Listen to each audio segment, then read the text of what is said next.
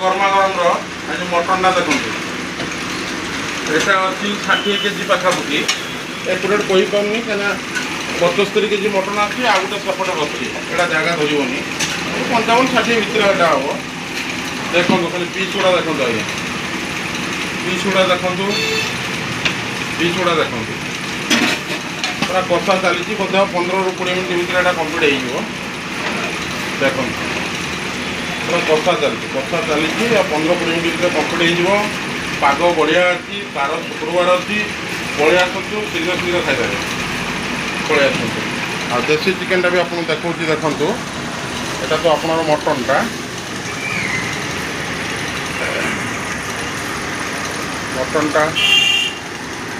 देखु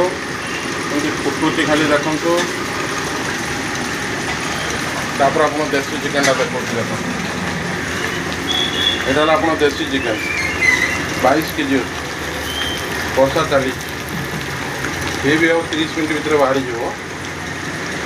देख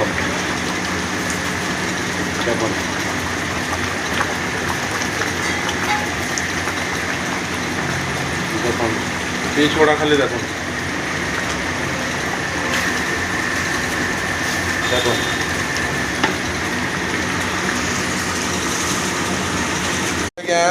होटेल गरमा गरम देसी चिकेन चलती कषा आज गुरुवार अच्छी 12 केजी अच्छी देख खाली पीस गुड़ा देख कषा चलती देख